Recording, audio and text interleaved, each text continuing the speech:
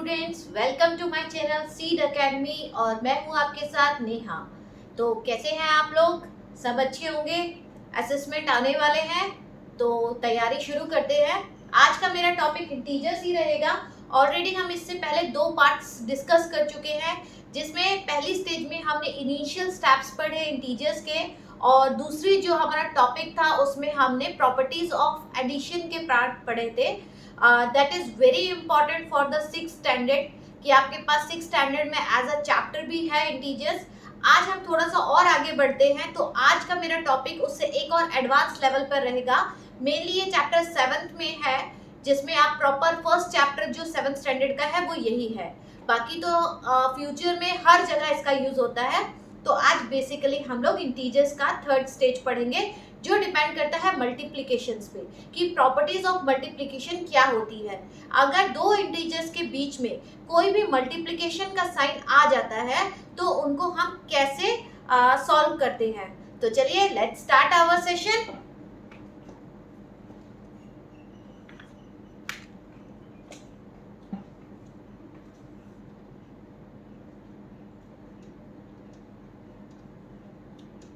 Properties of multiplication.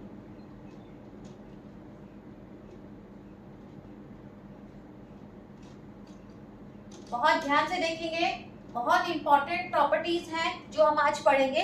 सबसे पहले already मैंने एडिशन में आपको क्लोजर प्रॉपर्टी पढ़ाई थी, यहीं पर भी सेम क्लोजर प्रॉपर्टी चलती है, लेकिन दोनों में फर्क होता है। तो आपको याद रखना है कि एडिशन में हमने क्या किया था और हमें मल्टीप्लिकेशन के केस में क्या करना है। तो पहली प्रॉपर्टी हमारी आती है क्लोजर। क्लोजर प्रॉपर्टी ये बोलती है कि अगर 2 इंटीजर्स है, चाहे वो पॉजिटिव है चाहे वो नेगेटिव है, अगर 2 इंटीजर्स के बीच में मल्टीप्लिकेशन का साइन आ जाता है तो हम क्या करेंगे। तो उसके लिए हम लोगों को क्या करना है कि अगर मान लीजिए कि एक मेरे पास -3 है और दोनों के बीच में मल्टीप्लिकेशन साइन है और यहाँ पर एक 4 है, तो बेटा इन दैट कंडीशन क्या होता है, 2 इंटीजर्स हैं, एक -3 है एक 4 है, और मल्टीप्लिकेशन कई बार क्या होता है, अगर आप ये तो स्टार्टिंग है तो मैंने मल्टीप्लिकेशन का साइन लगा दिया है, लेकिन बहुत सारी बुक्स में यहाँ पर इसको डायरेक्टली लिखा जाता है कि -3 और 4। तो जब बीच में कोई भी साइन नहीं है दोनों ब्रैकेट के, तो उसका मतलब भी मल्टीप्लिकेशन ही होता है। तो आप भूलेंगे नहीं और कंफ्यूज भी नहीं होंगे वहां पर कि दोनों के बीच में कोई साइन नहीं है तो हम क्या करें। बेटा जहां पर दोनों ब्रैकेट के बीच में कोई साइन नहीं होता है, that is called a multiplication. Hidden multiplication is there. Okay, so यहाँ पर हम लोग स्टार्ट करते हैं। -3 × 4 है, एक इंटीजर आपका माइनस का है और एक प्लस का है, लेकिन साइन किसका है, मल्टीप्लिकेशन का। तो आप सबसे पहले क्या करेंगे, दोनों इंटीजर्स को मल्टीप्लाई करेंगे, तो 4 3 12 होता है, और यहाँ पर साइन किसका आएगा, एक माइनस है और एक प्लस है। तो ऑलरेडी हमने जो आपका एडिशन की प्रॉपर्टी थी उसमें सीखा था कि प्लस माइनस माइनस होता है, लेकिन साइन किसका आता है, ऑलवेज ग्रेटर इंटीजर का। तो यहाँ पर भी क्या करेंगे हम, प्लस माइनस माइनस होता है, इसमें छोटा बड़ा हम नहीं देखते हैं, इसमें डायरेक्ट हमारा रूल क्या होता है कि अगर एक इंटीजर प्लस है और एक इंटीजर माइनस है और दोनों के बीच में मल्टीप्लिकेशन का साइन है, तो वो हमारा माइनस ही होता है। ये आपको याद रखना है कि प्लस इंटू माइनस, एक इंटीजर पॉजिटिव है एक इंटीजर नेगेटिव है, और अगर हम उन दोनों को मल्टीप्लाई करते हैं तो हमारा answer always will come in a negative, मतलब माइनस उसके साथ लगेगा। तो जैसा मैंने यहाँ पे किया, 3 × 4 = 12, एंड यहाँ पर माइनस का साइन है, यहाँ प्लस का साइन है, तो यहाँ पर आप क्या लगाएंगे, -12 will be your answer. Clear है? फिर से ध्यान से देखेंगे। एक और हम ऐसे ही ले लेते हैं, अगर कोई भी वैल्यू लेनी है, कि अगर मैं लेती हूँ यहाँ पर पहला इंटीजर नेगेटिव था, दूसरी कंडीशन लेते हैं कि पहला मेरे पास 5 है, पॉजिटिव इंटीजर है, और दूसरा मेरे पास आपका मान लेती हूँ मैं कि मेरे पास 25 है, लेकिन 25 जो है नेगेटिव इंटीजर है। ठीक है, तो दूसरी कंडीशन क्या आई कि एक मेरा पॉजिटिव इंटीजर है, एक मेरा नेगेटिव इंटीजर है दूसरा, और दोनों के बीच में मल्टीप्लिकेशन का साइन है। तो जब आप पहले नंबर को दूसरे नंबर से मल्टीप्लाई करेंगे तो क्या होगा, प्लस इनटू माइनस। तो यहाँ पर दूसरी कंडीशन हमारी क्या आती है कि पहला इंटीजर आपका ये मैंने यहाँ पर प्रॉपर्टी ये वाली लिख दी है, कोई नहीं, यहाँ पर आप माइनस है, ये पहला मेरा एग्जाम्पल की प्रॉपर्टी है। तो और दूसरी हमारी क्या है कि पहला अगर हमारा प्लस है और इनटू में दूसरा हमारा नेगेटिव है तो उसका भी क्या आंसर आता है, नेगेटिव आंसर आता है। ठीक है, तो 5 इंटू 25 इज 125। सबसे पहले मैंने मल्टीप्लाई कर लिया दोनों इंटीजर्स को और उसके बाद देखा कि एक का प्लस है एक का माइनस है, तो साइन किसका आएगा, माइनस का। यहाँ पे छोटा बड़ा आपको नहीं देखना है, ऑलवेज हम लोग जो साइन का लगाते हैं कि ये बड़ा है या छोटे का साइन आएगा वो डिपेंड करता है हमारी एडिशन प्रॉपर्टीज पे, मल्टीप्लिकेशन प्रॉपर्टीज पे ऐसा कुछ नहीं होता है। यहाँ पर अगर आपका छोटा भी है, जैसे यहाँ पर ऑलरेडी -3 क्या है, 4 से छोटा है, लेकिन साइन ऑलवेज माइनस का ही आना है। यहाँ पर जो आपका प्लस ये माइनस वाला है ये बड़ा है, लेकिन फिर भी साइन आपका माइनस ही आना है, ये आप याद रखेंगे। तो आंसर क्या हुआ, -125। तीसरी कंडीशन क्या आती है बेटा कि सिंपल सा कोई भी दो इंटीजर है और दोनों ही पॉजिटिव है, तो आपको ऑलरेडी पता है कि दोनों पॉजिटिव है, तो सिंपल सा हम मल्टीप्लिकेशन करते हैं कि 6 3 18 आंसर होता है। तो यहाँ पर दूसरी प्रॉपर्टी हुई कि एक इंटीजर प्लस में है, फिर इनटू किया जा रहा है दूसरे इंटीजर के साथ जो वो भी प्लस में है, तो आंसर क्या आएगा, प्लस में ही आएगा। क्लियर है। अब इसकी जो फोर्थ कंडीशन रहती है, कि जब हमारे दोनों आपके जो इंटीजर्स है वो दोनों नेगेटिव है, मतलब आपका माइनस भी और आपका ये माइनस भी, तो आपका क्या होता है, आंसर क्या होता है, प्लस में आता है। आंसर किस में आता है, प्लस में आता है। तो यहाँ पर माइनस माइनस कैंसिल हो जाता है और आंसर प्लस में दिया जाता है। तो फॉर एग्जाम्पल अगर मैं ले लेती हूँ, यहाँ पे मैंने -10 लिया, इसको मल्टीप्लाई किया -26 से लिया, तो यहाँ पर कंडीशन क्या हुई, हमारा जो पहला इंटीजर है वो -10 है, नेगेटिव इंटीजर है, और जो दूसरा इंटीजर है वो भी क्या है, नेगेटिव इंटीजर है। तो एक नेगेटिव इंटीजर को जब दूसरे नेगेटिव इंटीजर के साथ मल्टीप्लाई किया जाता है, याद रखिए कि ये कंडीशन किसकी है, मल्टीप्लाई की, कि जब एक नेगेटिव इंटीजर को दूसरे नेगेटिव इंटीजर्स के साथ मल्टीप्लाई किया जाता है तो यहाँ पर आपका मल्टीप्लाई करने के बाद ऑलवेज साइन प्लस का ही आता है, क्योंकि ये माइनस इस माइनस को कैंसिल कर देता है। क्लियर है आप लोगों को। ये कंडीशंस बहुत इंपॉर्टेंट है और बच्चों को बहुत कंफ्यूजन रहती है जब वो पेपर देते हैं कि आप जो एडिशन वाली प्रॉपर्टी होती है वो सब्ट्रैक्शन मल्टीप्लिकेशन में और मल्टीप्लिकेशन की प्रॉपर्टीज एडिशन में लगा देते हैं। बेसिकली ये चैप्टर 7 का फर्स्ट चैप्टर है और इसकी फर्स्ट सेकंड थर्ड एक्सरसाइज इसी पर डिपेंड करती है। तो बेटा अगर आप ये चीज सीख लेते हैं तो आप अपना एक्सरसाइज बहुत आराम से कर पाएंगे। मैंने उसी की एग्जाम्पल लेके आपको ये बनाई है। तो यहाँ पर 260 हमारा आंसर है। सिंपल सा तरीका याद रखेंगे कि अगर एक माइनस है, जैसे मैंने आपको बताया था कि अगर दो डिजिट है और दो अलग अलग साइन है, डिफरेंट साइन है दोनों इंटीजर्स के, तो माइनस लगाइए, और अगर दोनों इंटीजर्स के सेम साइन है इन केस ऑफ मल्टीप्लिकेशन, जैसे प्लस एंड प्लस है और माइनस माइनस है, तो प्लस लगाइए। क्लियर है, याद रखना है। चलिए आगे, ये आपकी क्या है, सबसे पहले हमने पढ़ा क्लोजर प्रॉपर्टी, उसके बाद आपकी दूसरी प्रॉपर्टी की बात करते हैं। सेम प्रॉपर्टीज चलती है एज लाइक एडिशन, जैसे आपने ऑलरेडी पढ़ा हुआ है एडिशन में। अब दूसरी सिंपल प्रॉपर्टी आपकी आती है मल्टीप्लिकेशन ऑफ जीरो। ये हमने ऑलरेडी आपने पढ़ी हुई है, ठीक है। ये मैं मल्टीप्लिकेशन का एम लिख रही हूँ, मल्टीप्लिकेशन ऑफ जीरो। तो इसमें आपको क्या बोलता है कि कोई भी अगर नंबर है, अगर उसको जीरो के साथ मल्टीप्लाई किया जाएगा तो आंसर हमेशा जीरो ही आएगा। सबको पता है, तो ये आपको क्लियर है। यहाँ पर जो a है वो पॉजिटिव इंटीजर भी हो सकता है और नेगेटिव इंटीजर भी हो सकता है। फॉर एग्जाम्पल अगर मैं -3 को 0 से मल्टीप्लाई करती हूँ तो आंसर क्या आएगा, 0। अगर मैं 5 को 0 से मल्टीप्लाई करती हूँ तो भी आंसर क्या आएगा, 0।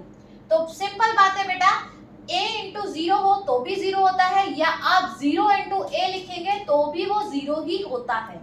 तो ये सबसे क्लियर प्रॉपर्टी है कि अगर कोई भी इंटीजर पॉजिटिव या नेगेटिव 0 के साथ मल्टीप्लाई किया जाएगा तो आंसर विल बी ऑलवेज 0। ये सेकंड प्रॉपर्टी। इसके बाद हम थर्ड प्रॉपर्टी पढ़ते हैं। That is called multiplication of identity.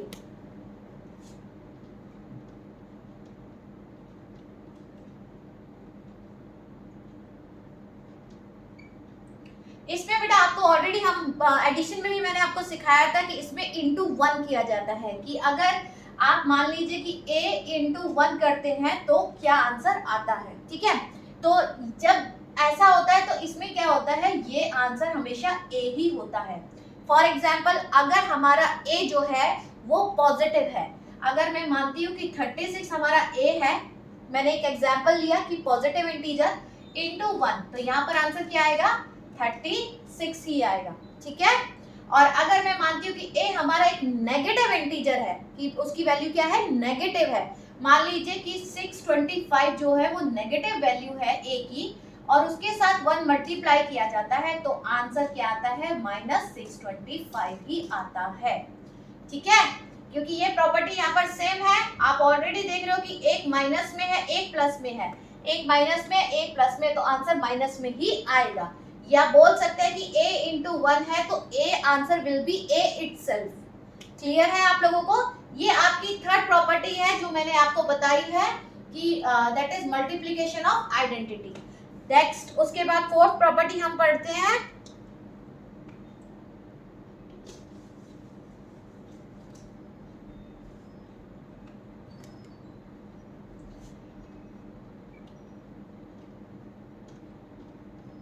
That is commutative property of multiplication, ठीक है।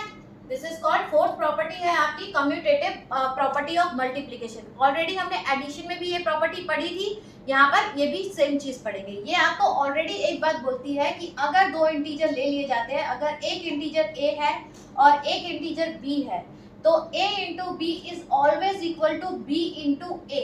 ये आपको प्रूफ करना होता है। आपकी एक्सरसाइज 1.2 में एक दो क्वेश्चंस ऐसे दिए हुए हैं जिसमें आपको ये प्रूफ करना है। तो सिंपल रहता है बेटा, बिल्कुल टेंशन लेने की आपको जरूरत नहीं है। जो आपको फंडा बताया है, जो आपको ट्रिक सिखाई है, आपको उसी को क्या करना है, सिर्फ फॉलो करना है। तो इसका एक एग्जांपल मैं ले लेती हूँ कि अगर यहाँ पर a मैंने 3 ले लिया और b मैंने -4 ले लिया, तो आप देख रहे हैं कि a मेरा 3 है और b मेरा -4 है, और बीच में किसका साइन है, इनटू का साइन है। तो यहाँ पर ऑलरेडी मुझे पता है कि एक इंटीजर मेरा प्लस में है और एक इंटीजर मेरा माइनस में है। तो यहाँ पर एक इंटीजर प्लस और एक माइनस में है, तो आंसर दोनों इंटीजर्स का मल्टीप्लिकेशन करने के बाद answer will be negative, because both the sign of the integer is different. So when the sign of the both the integers is different, so you have to take a minus in your answer. Okay, so 3 into 4 will be 12. तो यहाँ पर क्या होगा, this is -12. Is it clear? Okay. Next is this is our left hand side. अब आपकी right hand side, what will be the right hand side? B आपका क्या है? This is -4 and into that will be a 3 because the value of the A is 3. तो -4 into 3, again that's the same condition, because right now minus is coming in a first integer and positive integer is our second, so first condition will be fulfilled. So -4 into 12, that is 12, and minus will be come, so left hand side is equal to right hand side. This is your property of commutative multiplication. Clear है आप लोगों को? इसमें कोई change नहीं है, a into B is always equal to b into a. Okay, next property will be yours. अब आपकी पढ़ेगी हम लोग एसोसिएटिव प्रॉपर्टी।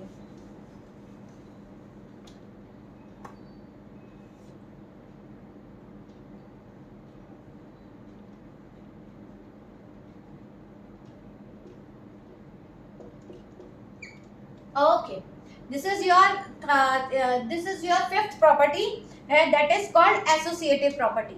ऑलरेडी हम लोग डिस्कस कर चुके हैं एडिशन में भी एसोसिएटिव प्रॉपर्टी को।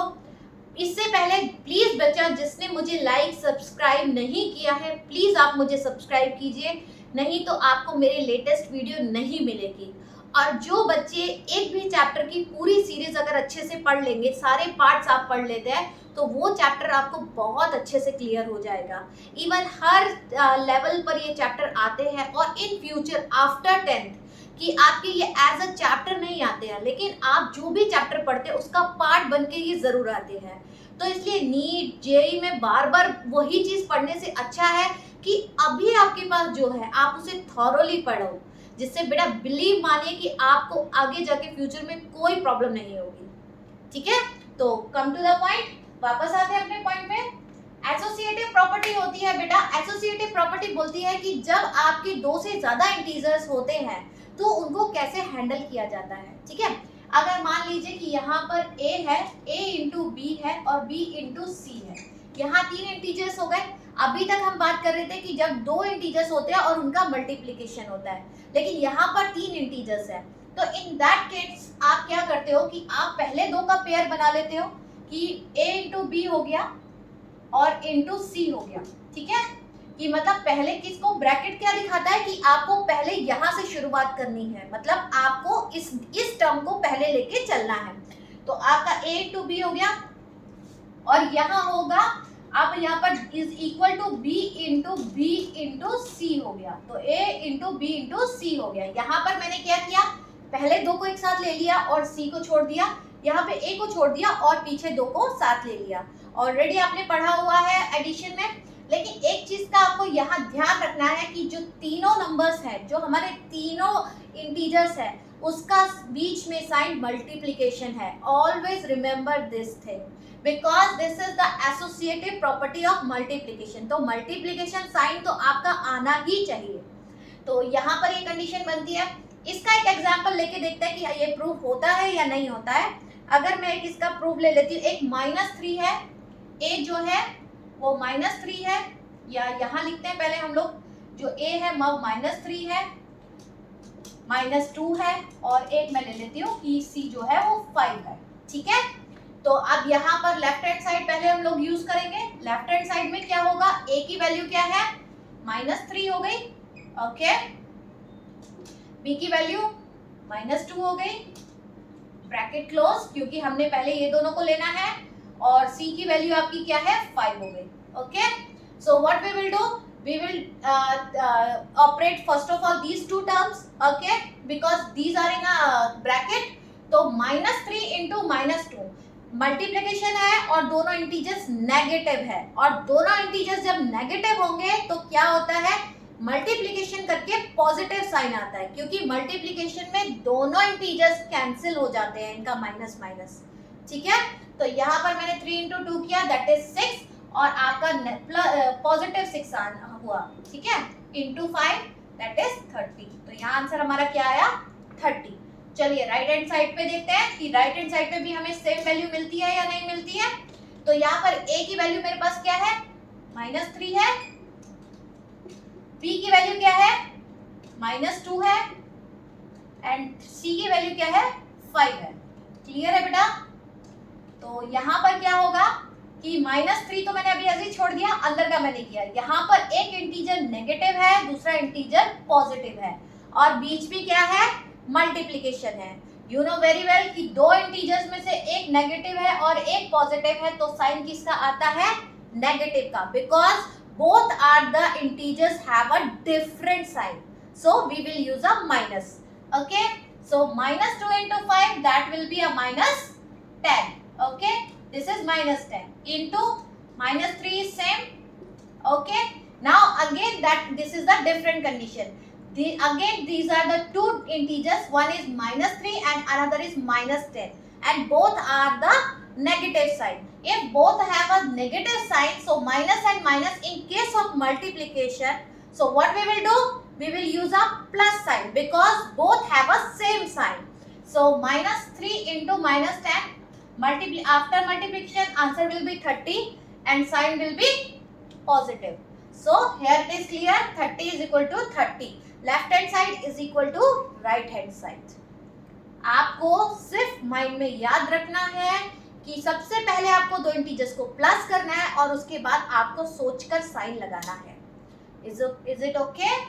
ओके, इसके बाद हमारी 6th प्रॉपर्टी आती है, दैट इज हमारी लास्ट प्रॉपर्टी है आपकी बेटा, that is called distributive property है हमारी, वेरी इंपॉर्टेंट।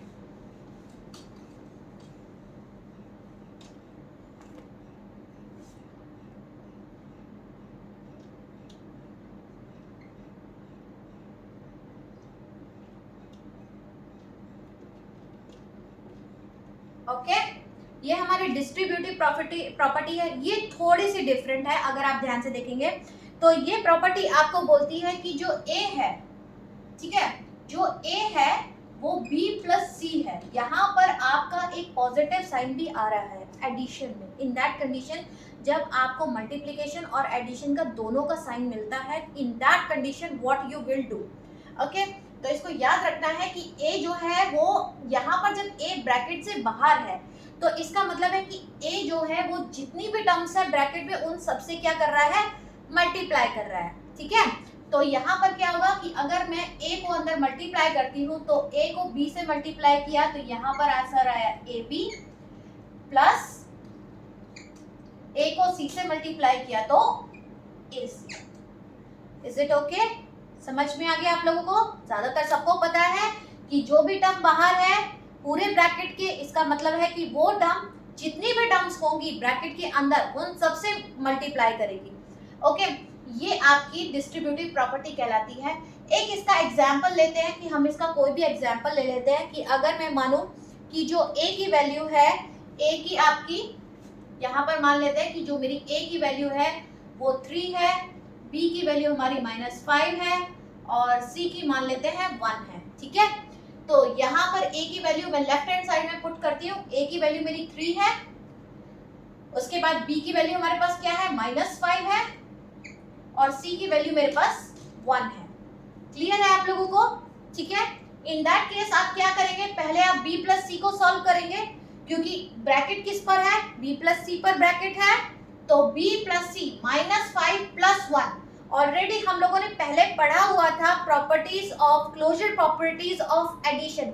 जिस बच्चे ने मेरी ये वीडियो नहीं देखी है तो प्लीज मेरे चैनल पे जाकर ये वीडियो देखिए, बहुत इंपॉर्टेंट है। That is the second level.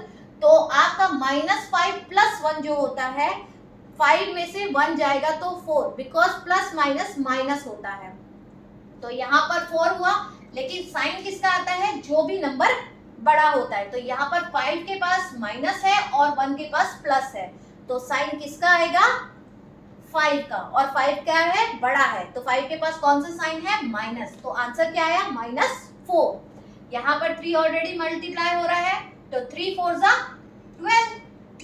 अब यहाँ पे प्रॉपर्टी कौन सी बनी कि आपकी एक पॉजिटिव इंटीजर और एक नेगेटिव इंटीजर, और मैंने आपको पहले भी बताया था कि जब बीच में दो नंबरों के ब्रैकेट होता है तो इसका मतलब क्या होता है, वो मल्टीप्लाई कर रहे हैं। तो यहाँ पे प्रॉपर्टी कौन सी बनी, एक पॉजिटिव और एक नेगेटिव इंटीजर जो आपस में मल्टीप्लाई कर रहे हैं। तो 4 3 12 और साइन किसका आएगा, माइनस का। क्लियर है? एक मिनट,